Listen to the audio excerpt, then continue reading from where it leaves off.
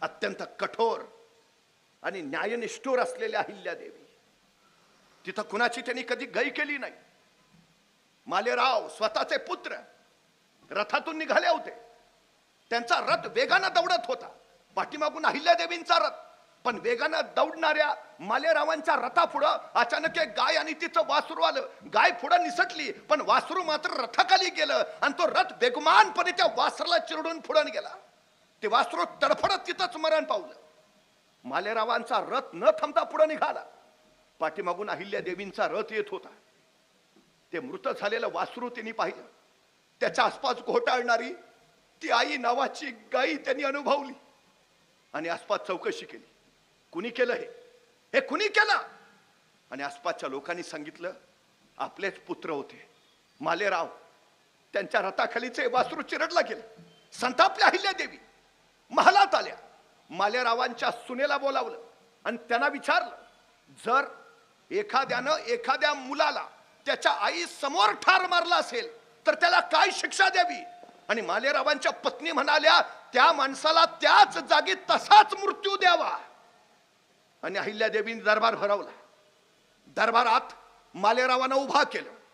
तुम्ही एका वासराचा जीव घेतलात, तुमची शिक्षा हीच, वासरासारखाच तुम्हालाही मृत्यू दिला जाईल.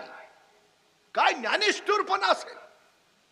सगळा दरबार सांगत होता, मालेरावांची पहिली चूक म्हणून माफ करा, राणी सरकार, शिक्षा नको. पण एका न्यायनिष्ठुर राज्यकर्तीनं हे ऐकलं नाही. ज्या ठिकाणी वासरू मरण पावलं त्याच ठिकाणी हात पाय बांधून मालेरावांना ठेवलं गेलं. रथ सज्ज ठेवला. वासराच्या अंगावर जसा रथ गेला, मालेरावांच्या अंगावरनं तसाच रथ जाईल. पण रथ चालवायलाच कुणी तयार होईना. कुणीच तयार नाही. आपल्या राजांवर कसा कुणी वार करेल, रथ चालवेल? शेवटी कठोर अहिल्यादेवी स्वतः रथात बसल्या आणि त्या रथाखाली आपल्याच पुत्राला चिरडण्याची शिक्षा देण्यासाठी निघाल्या. रथ पुढे जाणार तोपर्यंत अचानक ती गाई, जिचं वासरू मरण पावलं होतं, ती गाई सरळ मालेराव आणि रथाच्या मध्ये येऊन उभा राहिली. ती रथाला पुढे जाऊच देईना. सगळ्या जमलेल्या लोकांनी हाहाकार केला. या गायीची इच्छा आहे मालेरावांना शिक्षा देऊ नये. ती गाई हटायला तयार नाही. राणी सरकार, मालेरावांना माफ करा, गायीची इच्छा आहे. रथ माघारी घेतला, बाजूला केला. त्यावेळी ती गाई मालेरावांच्या समोरून बाजूला झाली.